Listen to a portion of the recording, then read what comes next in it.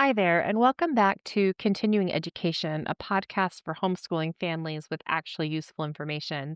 I'm your host, Heidi, and today we're going to talk about kind of a topic of the concept of presence, which may seem a little weird talking about the concept of presence when this is a homeschool podcast. So I want to give you a little bit of context for the format and topic of our show today. I mentioned in a prior episode that I stepped away from religion a few years ago. And when this happened, I really found myself missing the concept of a daily scripture study. That's something that I did in the mornings, where I prayed and read my scriptures and really learned. That really, as I thought about it, really reflected taking time for myself and being in the moment to reflect and ponder and learn about things that fulfilled my soul. And I also, around the same time, felt like I struggled with how to teach my kids values and morals, that Christianity had long been my spine of parenting for years, and it guided my own decisions in life for decades. And so without that single guiding framework, I wondered, well, how do I really pass on my values now? So as I kind of like threw those things around in my mind over time, I started teaching my own kids devotionals that were centered on values drawn from many traditions, from all kinds of religion, cultures, and mythology. And what I discovered that the concept of a secular devotional, or maybe a devotional that wasn't centered just on Christianity, was both really intriguing to me. It was enticing, and it was really rare. It just wasn't something that I could find. And if you've been in the homeschool space long enough, you know that there are millions upon millions, maybe not millions, but there are a lot of devotionals for religious homeschoolers, for just the parent or for the kids. And yet there's so much power in the concept of a devotional, the simple act of pausing, being still, and reflecting. And so from that thought process is born today's topic and show format, that there's power in time of devotion. And so whether you're religious or you're not, I hope that you find value in today's topic. So today we're going to explore the concept of presence. And as we begin this new week together and this new school year, I want to invite you to pause for a moment and just for a few minutes, simply arrive to here we are in this moment together. Take a deep breath in, feel your shoulders soften, notice the space you're in. For these next moments, you don't need to plan, fix, or manage anything. Just be here with me and think. And that's kind of what we're going to get in our little homeschool devotional here today together. Homeschooling has a way of pulling us in every direction. We're planning meals while listening to a child read out loud. We're correcting math while responding to work emails. We're thinking about next year's curriculum while we're folding last week's laundry. Our minds are constantly leaping ahead or circling back as we move from excitement to regret to joy and dread and all the emotions that we experience. And in all of that rushing, it's really easy to miss the only place where life actually happens, right here in this present moment. Many traditions have reminded us of this truth. In Buddhism, for example, the practice of mindfulness is about coming back again and again to the breath, to the now. So, if you ever were to practice meditating, for example, meditation talks a lot about thinking about your breath. And if your mind wanders, that's okay. Just kind of bring it back.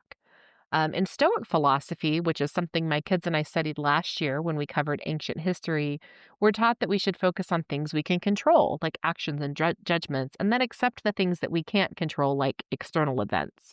There was a thinker and Roman emperor named Marcus Aurelius, and he said, "Your mind will take the shape of what you frequently hold in thought, for the human spirit is colored by such impressions." And to me, this means that if we constantly replay things like worries and our to-do list or distractions, or our spirit will become restless and scattered because that's what we become. But when we choose to return to the present and focus on what's right in front of us, like our kids and their laughter and the rhythm of our breath, we shape our inner life with those calm moments, with connection, with gratitude, and presence really becomes the color we soak in. And over time, it reshapes not only how we think, but how we live and the direction of our life. The power of presence isn't just about sitting perfectly still all day or ignoring responsibilities or making our home silent locations of reflections. It's really about choosing to come back again and again to this moment that we're in, to the sound of your child's laughter, to the sparkle in their eyes when something finally clicks in what you're teaching, to the warmth of a hug that interrupts your to-do list, or to the chaos of your kids battling with lightsabers as they run up and down the hall. Your present says, I see you, you matter, and right now matters.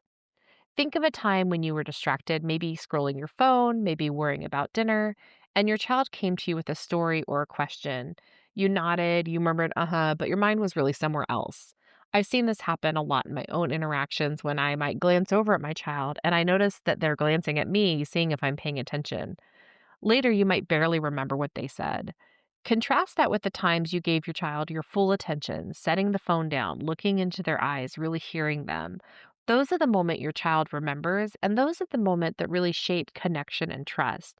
And when you're a homeschooling parent, you really need to value connection and trust because as your child gets older, they're going to have a larger influence and their trust in you will help build the ability for you to continue to teach them as they get into those older years.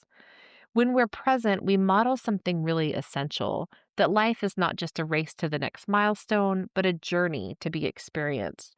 And so much of our educating our kids is modeling what it looks like to be something, to be mature, to be mindful, to be educated. So to be present, we remind our kids and ourselves that learning is not just about what's in the textbooks, but in the way that we notice the world around us, that we're taking time to be in the world around us, that we're taking time to be curious about how things work and then finding joy in finding the answer to something we really wanted to know about. There's joy in noticing that the sunlight is streaming through the window and then researching why the light reflects the way that it does. So there's joy in baking muffins while practicing fractions and reading comprehension, even if the kitchen gets really messy. And I know I've just described the more idyllic moments of homeschooling, but there's also satisfaction in negotiating with your teen to please for the love of all that is holy, please take notes in biology. There's pride in knowing that you've shared knowledge with your kids that will empower them forever. And those are all things that you can do when you're present in the moment. Being present does not require hours of uninterrupted time. It starts small, one deep breath before you answer, one extra moment to listen before you respond, one choice to notice instead of rush or give an instruction. Across cultures, presence has always been seen as sacred. The Zen masters taught that washing a single bowl could be an act of devotion if it's done with awareness. And indigenous traditions remind us to listen deeply to the land to honor the rhythm of each season. If you're up to the challenge, then I'd like to issue one. This week, I encourage you to experiment with presence. What does it mean to you to be present in the moment? And what can you do to take advantage of the moments that you have to be present in them so that you benefit and your child benefits? Choose one part of your day where you will practice giving your full attention. Maybe it's during the morning read aloud time if your kiddo works from a basket or reads a book out loud. Maybe it's while you share a snack. Maybe it's at bedtime. It's not during the school day at all. It could be at bedtime when the lights are out and stories happen. My kids are very actively talkative in the evening.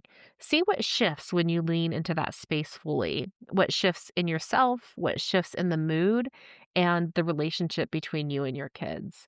And when distractions pull you away, which they will, absolutely, don't beat yourself up. Just come back. That's all presence is. Kind of the practice of meditating, it's the same thing with this. When distractions kind of pull you away, the practice of returning again to now, to where you are in the present moment. I work full times, and sometimes it feels like I'm never fully immersed in the moment of where I am. So, like when I'm driving my kiddo to a class, I'm thinking, my gosh, I should be working. And when I'm in the middle of a deep project at work, I feel guilty for working. There's no reprieve from not feeling like you're enough. So, as you move into this week, I'm going to remember, and I encourage you to as well, you don't have to do everything. You don't have to have it all figured out.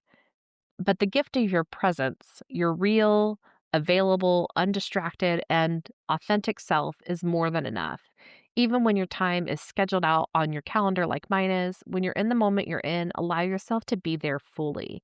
And even if you don't know the lesson or how to solve the problem, the joy of being in the present time is that you and your kids get to learn together and figure it out without feeling guilty for not knowing it beforehand. Thank you for joining me today on Continuing Education. If you liked this episode, please share it with your friends. Join me on our Substack. It's Continuing Education for homeschool.substack.com, or write a quick review on whatever podcast app you use. I'm so thankful you're here. May you find pockets of stillness in the middle of your busy. May you notice laughter, savor connection, and give yourself permission to simply be.